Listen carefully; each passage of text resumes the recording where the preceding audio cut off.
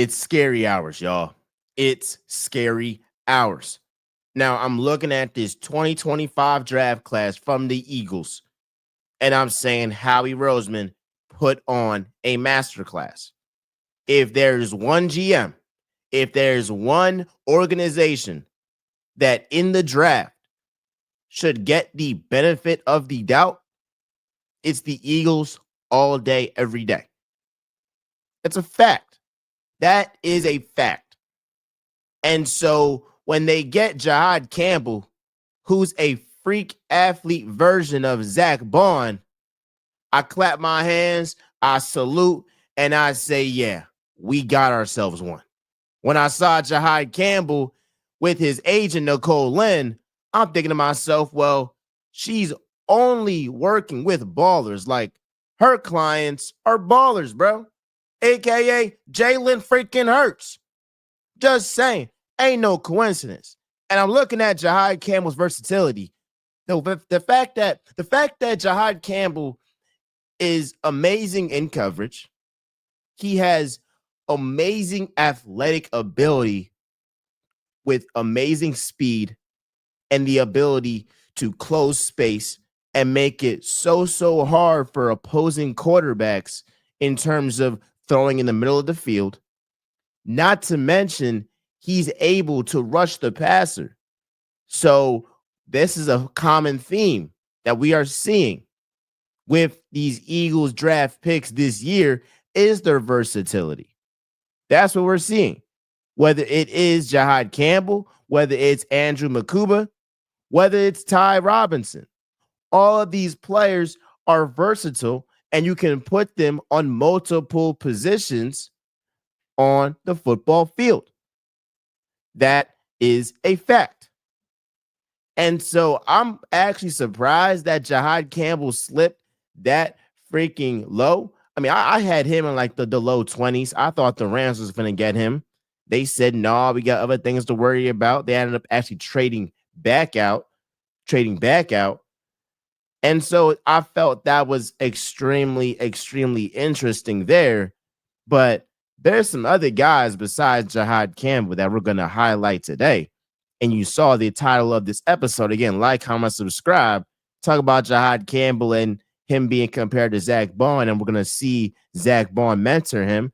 Talk about Nakobe Dean and how when he comes back, you're really talking about, I would say, the best linebacker core in the NFL. Another pick that the Eagles had in the second round, the Eagles selected Andrew Makuba. Andrew Makuba. He's ideally a free safety who can also play nickel. What did I say? Versatility. Andrew Makuba, when he was at Clemson, he played slot corner. And then when he went to Texas, that's when he played safety. This is a guy that he's a true ball hawk. And let me break this down to you right here with Andrew Makuba. They talk about his size, right? 5'11" or 6 foot, 190 pounds. You want to know another safety, a Hall of Fame safety for the Eagles that came into the league with those measurables? Brian Dawkins. Yes, Brian Dawkins. He was 5'11" and a quarter and 189 pounds at the 1996 Combine. Now, we know in that NFL, especially, Dawkins had to put on more weight. I don't expect Andrew Makuba to put on hella weight because I want him to stay having that speed. I want him to have that speed. Now, he should bulk up a little bit, maybe 6 pounds or whatever. Maybe get to like 195, 196, 197. But I still want him to keep that speed because that what makes him great is his ability, kind of like Jahad Campbell, to close space, to close these windows in these passing lanes. And so, yes, he had a team high, a conference high, 5 interceptions. And if I'm correct, 14 passes broken up. He's a true ball hawk, bro. He is a true ball hawk. And so I think it's great that we're going to have some competition at safety. When you talk about Drew Makuba, you talk about Sidney Brown, you talk about maybe potentially Justin Simmons. Yeah. And what this move shows is that Vic Fangio wanted some competition there. And if we know Sidney Brown to be the competitor that he loves that competition. I think the same with Andrew Makuba. So we're in a situation that whoever wins that starting spot for free safety is going to be like that. And I think we really have to talk about like these competitions and how iron sharpens iron in OTAs and training camp, the preseason, leading up to the regular season. Because I vividly remember the linebacker competition between Nakobe Dean and Devin White. At first, Devin White was slated to be the starting linebacker. And then Nakobe Dean took the spot. It was reported that Nakobe Dean took the spot, and then Vic Fangio ended up, saying that it was true. And then you have folks saying, well, that's cap. Like, how could Devin White is all pro guy, or, he won a championship and he was at one point in his career one of the best linebackers in the NFL. No question. But best believe the Nakobe Dean that we saw this season that had a breakout year before his injury, best believe he really got some help from a guy in Devin White in terms of competing with him day in, day out. Best believe that. Best believe that. It's any profession. Any profession. If you got to really compete with somebody else, you got to bring your A game. If I'm in my internship and the one intern is coming in early, staying late, I got to outdo him. I got to. And I believe all these guys are wired that way. If they weren't wired that way, they wouldn't be in the NFL. We all know that. Talked about Drew Makuba. We talked about Jahad Campbell. I want to talk about a guy in Ty Robinson. Let me break this down to you, y'all. I don't know how the Eagles got Ty Robinson in the 4th round. In his final year at Nebraska, he led the team with 7 sacks and 12.5 tackles for loss. Mind you, coming into his final season, he had just 5 sacks and 14 tackles for loss in 47 games. So essentially, in his final year, he was able to put it all together. That's insane. Now, a knock could be, well, is he a one-year wonder? But I'm not buying that. I'm just simply not buying that because he's put in a situation that he will be lined up with the best defensive tackle in the game in Jalen Carter. I did not stutter. He's the best DT in the league. That's what he proved in the playoffs, and he will go ahead and build off that come next season. Not to mention with Ty Robinson, his RAS score, relative athletic score, is actually ranked 24 out of 2,033 defensive tackles from 1987 to 2025. He's essentially the most freak athlete in the defensive tackle position in this draft. And he's one of the most explosive, athletic defensive tackles of all time. I guess not like an opinion. That's a certified fact. And the Eagles got that man in the 4th round. In the 4th round.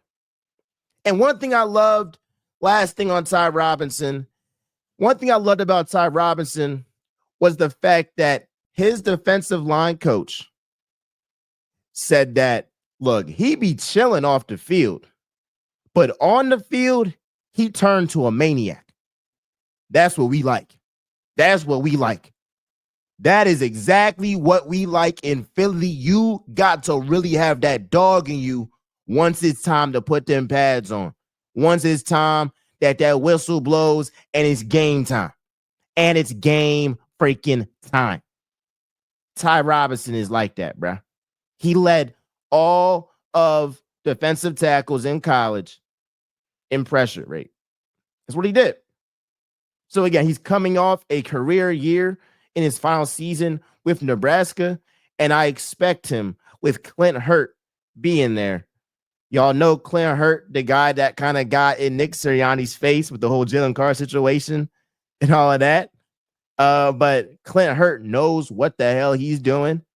I think if the Eagles have a great season, which I know they will, Clint Hurt and probably Christian Parker, the defensive backs coach, are going to be defensive coordinators. So again, Ty Robinson he's going to a top tier organization. He's going to a situation that he is going to be put in the best scenario to succeed. High character, athletic, coming off a career year. What more can you ask from a 4th round pick who really, really, really was a steal and should have been picked higher than the 4th freaking round? Oh, we got to talk about this one guy. And I'm so excited to talk about this guy. Kyle McCord. Kyle McCord. I was pleasantly surprised when the Eagles drafted Kyle McCord.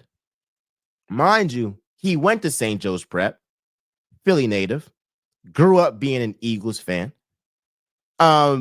He was teammates at St. Joe's Prep with Jeremiah Trard Jr. That was his guy. And I want to talk about Kyle McCord this season, who had a sensational season.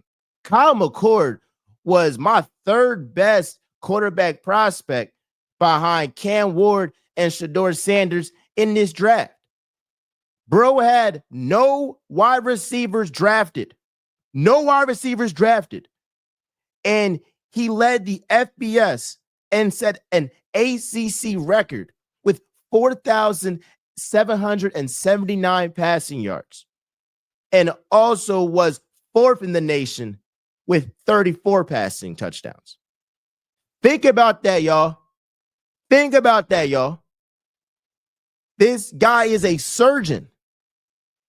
I'm taking that guy over Will Howard every single day. If I'm the Saints, I'm saying y'all took Tyler Shough over Kyle McCord? Are we serious? Like, do you know? Bro led free. Oh, come on. I feel like if you lead the FBS in passing yards and you don't have one wide receiver that was drafted this year, what are we talking about? What are we talking about? Oh, his tight end. But the actual wide receiver was not drafted. Was not drafted. So again, I think this is great. I would love to see that quarterback battle between Kyle McCord and Tanner McKee. It's a common theme, y'all. Talk about these competitions for positions, and it's not new. It's always happened, but I just feel like we really got to highlight this. Like, that quarterback competition for QB2 between Kyle McCord and Tanner McKee is going to be amazing, because whoever becomes quarterback 2, we know is going to be nice. We know they're going to be nice. We already know Tanner McKee nice.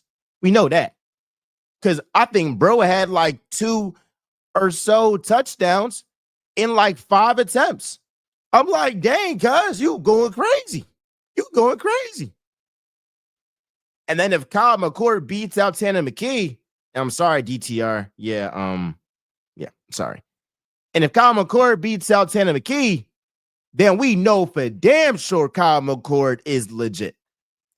And we have seen Jalen Hurts, he's not injury prone, but he might get a knick-knack injury, miss a game or two. He is a dual threat quarterback that does run out the pocket. And so he is sometimes subject to injuries in that aspect, either to his legs or a concussion or whatever. And so I feel extremely confident that if Jalen Hurts goes down, that Kyle McCord or Tanner McKee will be able to pick up the slack and keep this train rolling. 100%. I love that pick. I got two more things, actually three more things, right? Dallas Goedert. So the Eagles did not draft a tight end in the draft. I thought they would get Mason Taylor. If not him, Elijah Arroyo. Both of those guys, I believe, went in the second round. Now, Howie Roseman, he had the ammo to trade up and get one of those guys. He elected not to. They could have went ahead and drafted a project at tight end later in the draft. They didn't do that. And so we heard a bunch of talk about Goedert being traded and he's leaving Philly. And you got his age, he's turning 30 or he's 30 years old, injury history. We've seen the way that like Zach Ertz faded and we kind of drafted his successor in 2018 and then Zach Ertz ended up dipping. So ultimately, bro, I look at this situation with Dallas Goedert and I'm saying the Eagles and Goedert are better together. They're better together because we obviously know the Eagles are a better team with Dallas Goedert than by trading him away because we don't know what a draft pick, if we drafted one, or what some other free agent is going to do in this system. But we know what we're getting out of a healthy Dallas Goedert. For Dallas Goedert, stay in Philly, bruh. Let's be honest, like the Eagles, they can't pay 14 mil. But I think the plan now is to restructure that contract, restructure it, and let's get to training camp, regular season, and let's get to work. And if Goedert has a career here again, I mean, look, he has more ammo to then get a huge contract. Similarly to Josh Sweat. Josh Sweat took a pay cut, bet on himself. He damn near became Super Bowl MVP, and then he got a bag from the Cardinals. Dallas Goedert, if he just goes out here, takes a pay cut, plays out his final year, the Eagles win the bowl back-to-back, oh, best believe there's going to be some teams that throw that bag for Dallas Goedert. And the fact that Goedert wasn't traded during the draft, before the draft, tells me the interest isn't to the level that the Eagles wanted to be to trade away one of their best tight ends in franchise history and one of the best tight ends in the freaking league. That's what it is. So I would hope that Goedert stays. I understood the reason to try to trade him. But ultimately with Dallas Goedert, it's like, bruh, we're better together, bruh. We are better together. Got a couple more points. Bryce Huff. And then we're going to talk about evaluating quarterbacks. I feel like we're forgetting about Bryce Huff. I feel like we are. And I mean, Bryce Huff had himself a not too good year. And that's being generous. But if this is rock bottom, I don't feel like he can be worse than last year. He was injured, new scheme, new city. Now it's second year, get healthy. Second year under Vic Fangio, second year in that NovaCare complex. If I'm Bryce Huff and I'm seeing Jalix Hunt, I'm seeing Nolan Smith. I'm seeing potentially Jahad Campbell get my snaps. I'm about to turn up. I'm about to turn up. And so we know in the beginning of last season, oh my gosh, it was terrible. It was Bryce Huff was like legitimately like unplayable. Like he was getting chipped off by tight ends. It was bad. It was bad.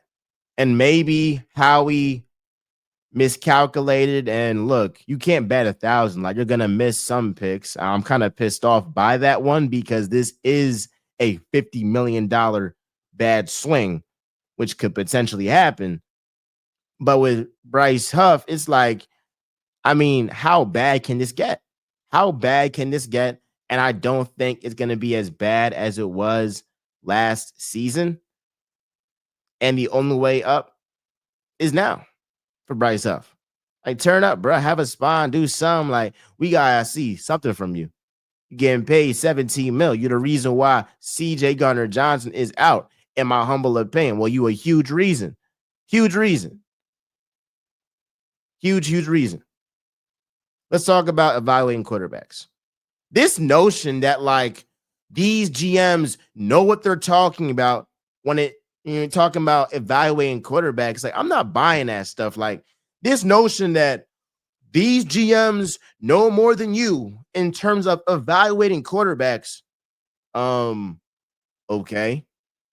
The same GMs that said we would rather have Baker Mayfield as Sam Darnold than Lamar Jackson.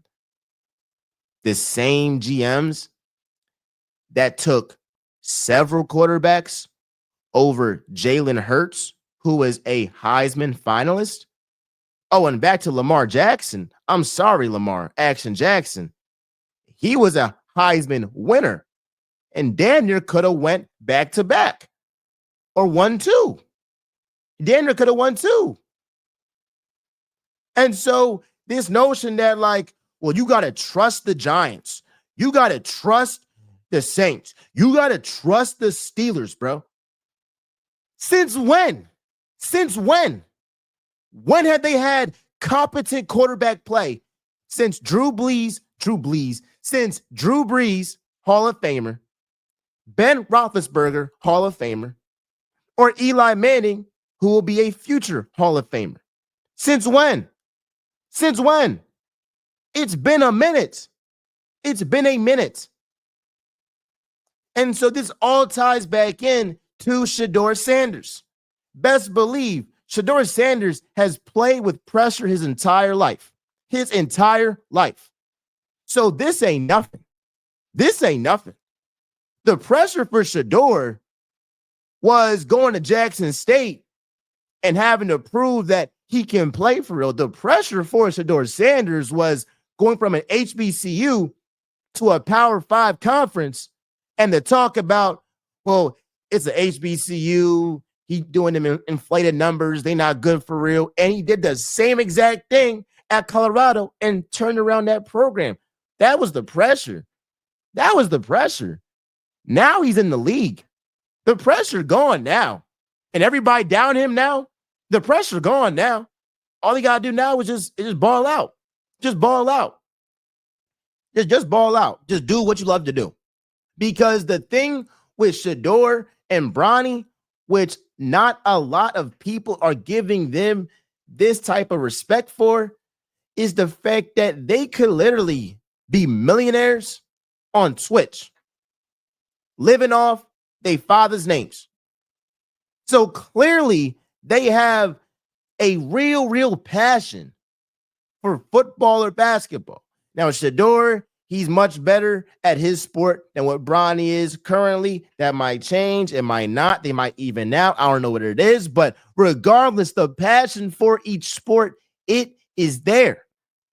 The pressure both players had to face is there. That's why I look at intangibles with players. That's why I say Jalen Hurts is a top 2 quarterback in this league because of the intangibles. Y'all love the talent. Y'all love the, oh my God, he throws a good ball. Oh my God. I don't care, bruh. That's cool, bruh. But what are you going to do when you face some adversity? What you going to do when it's pressure? I done saw Jackson Dart in that Florida game, fold, bro. Cuz crying, come back in the game, throw a pick, cry again, come back in the game, throw a pick. I mean, look, hey, I'm all for men crying, but I'm not trying to see you cry mid-game and then throw a pick right after. What are we doing? What are we doing? I saw what Jalen Hurts was when he took that benching like a champ, went to Oklahoma with all the pressure in the world to perform with Lincoln Riley. And what happened? He put on 52 touchdowns to 8 interceptions. 52 touchdowns to 8 interceptions. That's talking about, really persevering through adversity. That's what it is, bruh. And I had to just talk about that because, Shador, man, y'all know how I feel about him. I think he's really, really, really nice. And I look forward to just seeing his progression. But yeah, that notion that like we should just give these teams the benefit of the doubt. The only teams I'm giving them the benefit of the doubt when it comes to quarterbacks are like the Eagles, the Chiefs, Ravens, Bills. Like, it's not too many teams I'm giving them the benefit of the doubt because we've seen a lot of teams like the Jets, I guess the Panthers a little bit, but I won't try to shade Bryce Young too much. So many teams that like Raiders, like wait, where's the Bears? Like they haven't been good at evaluating quarterbacks. They haven't. So no, you're not getting the benefit of the doubt. I love y'all. I appreciate y'all. It's Real Talking Miles Johnson, where you know I always keep it real. Talked about Jahad Campbell, Ty Robinson, Drew Makuba, Kyle McCord, evaluating quarterbacks, and we did talk about that guy, Agent Zero, Bryce Huff. I love y'all. I appreciate y'all. Like, comment, subscribe, share with a friend, share with a friend. I'm out, y'all.